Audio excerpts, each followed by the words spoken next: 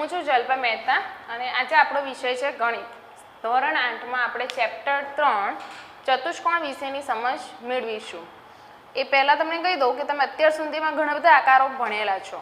ત્રિકોણ, ચોરસ, લંબચોરસ, વર્તુળ, ઘણા બધા આકારો તમે પંચકોણ, ષટકોણ બધા ભણ્યા.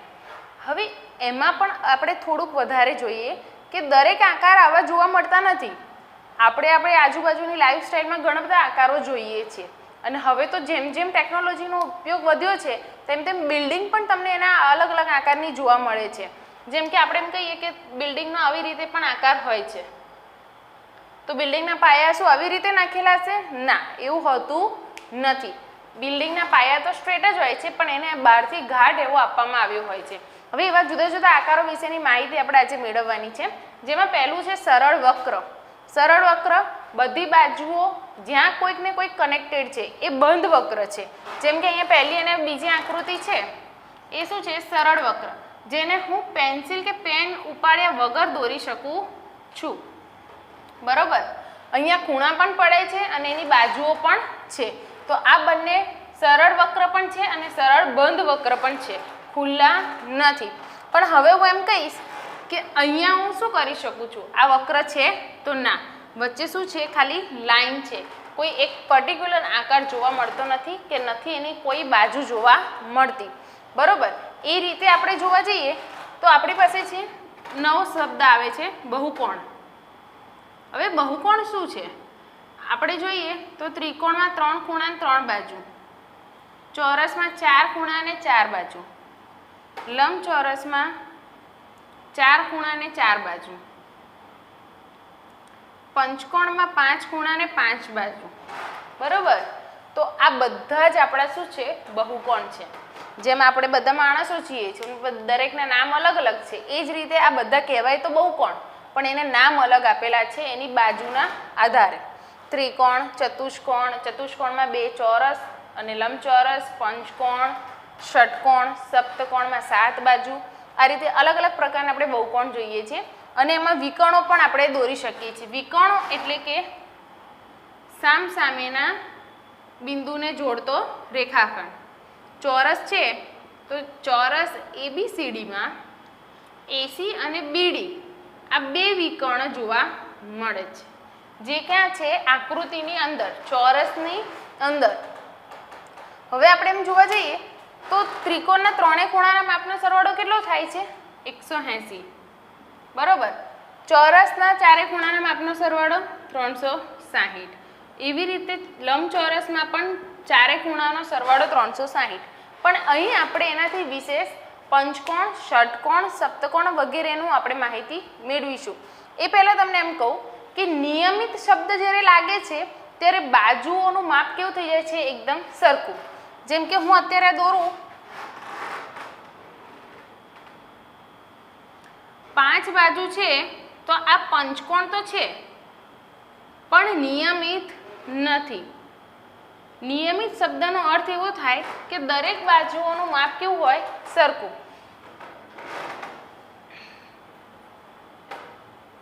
દરેક બાજુ સરખી હોય તો એ નિયમિત પંચકોણ થાય. એ જ રીતે નિયમિત ષટકોણ, નિયમિત સપ્તકોણ, એ રીતે ચાલે. ચોરસ એ નિયમિત છે પણ લંબચોરસ એ નિયમિત નથી. કેમ કે ચોરસમાં દરેક બાજુનું માપ સરખું હોય પણ લંબચોરસમાં હોતું નથી. એટલે જ્યારે નિયમિત ચતુષ્કોણ કહે તો આપણે એમાં ચોરસની ગણતરી કરીએ છીએ. એ રીતે નિયમિત ત્રિકોણ હોય તો એમાં સમબાજુ ત્રિકોણ આવશે. કેમ કે સમબાજુ ત્રિકોણમાં શું હોય? દરેક બાજુ સરખી હોય અને દરેક ખૂણા પણ સરખા હોય છે. હવે આપણે વિકર્ણ અને બાકીની માહિતી હવે મેળવીશું. હવે આપણે જોઈએ કે દરેક આકૃતિમાં કે જેમ ચોરસ, લંબચોરસ, પંચકોણ, ષટકોણ દરેકમાં કેટલા વિકર્ણ હોય છે. તો બની શકે કે આપણે ચોરસને દોરીને એના વિકર્ણ દોરી શકીએ કે આમાં 2 જ છે. લંબચોરસમાં પણ દોરી શકીએ કે 2 જ છે. ત્રિકોણમાં હોતા નથી કેમ કે એમાં 3 બાજુઓ, 3 બિંદુઓ એકબીજાથી જોડાયેલા છે, એટલે ત્રિકોણમાં વિકર્ણ હોતા નથી. બરોબર, ચોરસમાં 2, લંબચોરસમાં 2. હવે આવશે પંચકોણ. તો પંચકોણમાં એક બિંદુ છોડીને બીજા બિંદુ પર જવાનું. જેમ કે આ એના સાથે જોડાયેલો જ છે એટલે એના પછી આમ 2 થયા, 3, 4, 5 બરોબર. હવે આપણે એમ કરીએ કે મને તો અહીંયા આપણે 5 જ દોરાયા, પણ આનાથી મોટી આકૃતિઓ હોય ષટકોણ સપ્તકોણ તો એ કઈ રીતે થાય? તો એના માટે એક સૂત્ર છે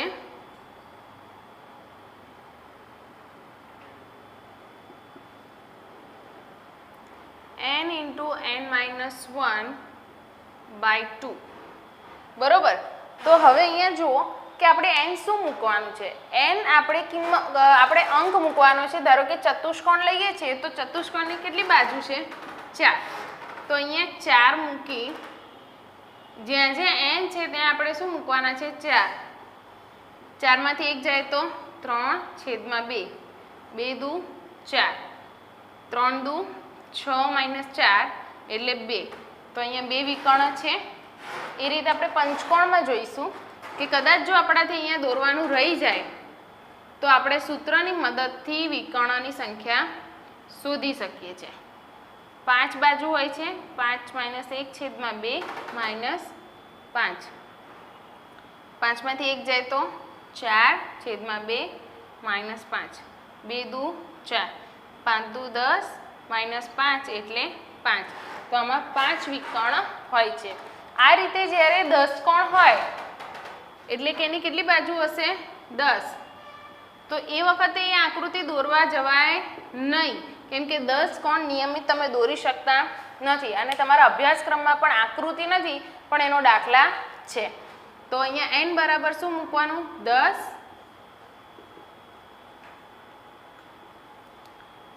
10 માંથી 1 જાય તો 9/2 - 10.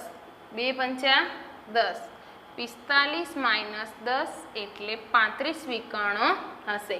તો આ રીતે તમે દરેક આકૃતિમાં દરેક બહુકોણમાં તમે વિકર્ણની સંખ્યા શોધી શકો છો. શોધતા શીખીશું. એમાં બહિષ્કોણ શું છે? આ મારી પાસે છે ત્રિકોણ બરોબર. તો ત્રિકોણની અંદરના ખૂણા શું કહેવાય? અંતઃકોણ કહેવાય બરોબર. પણ જ્યારે હું આ રેખાખંડને બહાર લંબાવું છું એ કિરણ બને છે તો એ બહારનો જે ખૂણો છે ને એ બહિષ્કોણ છે. બહારનો ખૂણો શું કહેવાય? બહિષ્કોણ. અહીં આ પણ બહિષ્કોણ બનશે અને જો આને આમ ખેંચીશ તો આ બાજુનો ખૂણો પણ બહિષ્કોણ બનશે.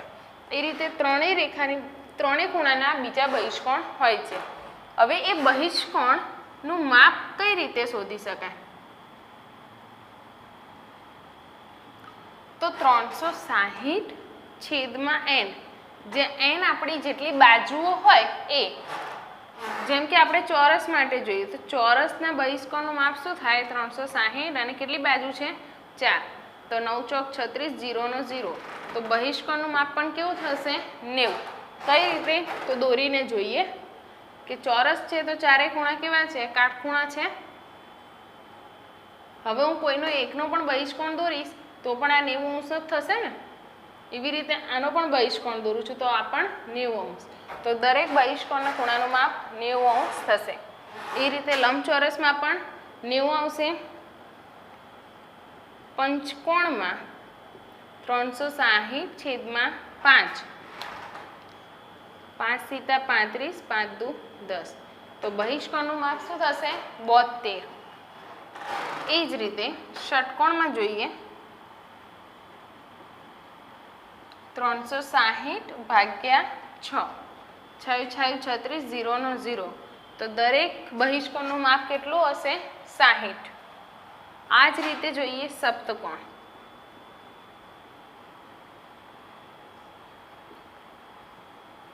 7 પંચા 35.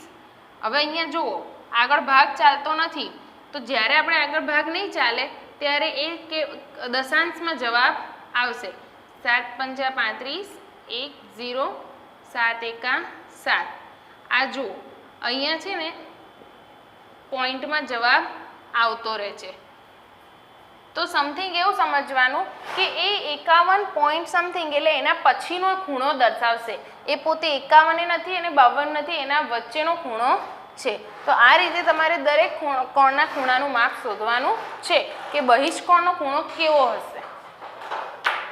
હવે આપણી પાસે ચતુષ્કોણના પ્રકાર છે, તો આપણે ચતુષ્કોણના પ્રકારો વિશે સમજીશું, જેમાં તમારા અભ્યાસક્રમમાં હમણાં 3 છે. ચતુષ્કોણમાં એક તો તમે ખબર જ છે કે ચોરસ ને લંબચોરસને તમે ઇન્ક્લુડ કરી શકો છો. પછી છે એક સમલંબ ચતુષ્કોણ,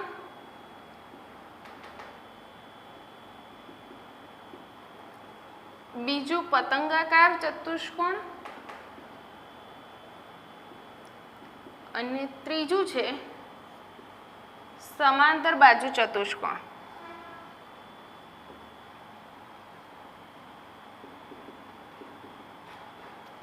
પહેલું છે સમલંબ બાજુ ચતુષ્કોણ. તો સમલંબ બાજુ ચતુષ્કોણમાં કોઈ એક જ બાજુ સમાંતર હોય છે અને બાકીની બીજી એક બાજુ લંબ હોય છે, એટલે કે 90 અંશનો ખૂણો બનાવે છે. અને કોઈ બે સામસામેની બાજુ કેવી હોય? સમાંતર હોય. આ બે વસ્તુ યાદ રાખવાની. ત્રીજું છે પતંગાકાર. પતંગનો આકાર તો તમને બધાને ખબર હશે. તો એ પતંગ આકારનો ચતુષ્કોણ આ રીતનો બને છે, જેમાં સામસામેની બે બાજુ જોડેની બે બાજુ કેવી હોય છે? સરખી હોય છે. આમ જોવા જાવ તો સામસામે દેખાય, પણ એકચ્યુઅલમાં એ બંને જોડે હોય છે, બરોબર. અને એ લોકોના બંનેના ખૂણા પણ વચ્ચે કેવા હોય? સરખા હોય. હવે જોઈએ સમાંતર બાજુ ચતુષ્કોણ.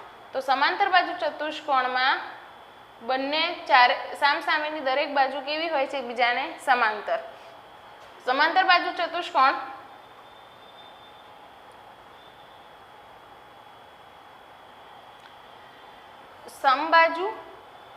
સમબાજુ હોય તો એ ચોરસને સહેજ, જ્યારે તમે કોઈ ખોખું લો છો તો એ ખોખું બંધ હોય ને એને સહેજ પ્રેસ કરો તો એ ત્રાંસું થાય છે, તો એ સમબાજુ ચતુષ્કોણ થાય છે.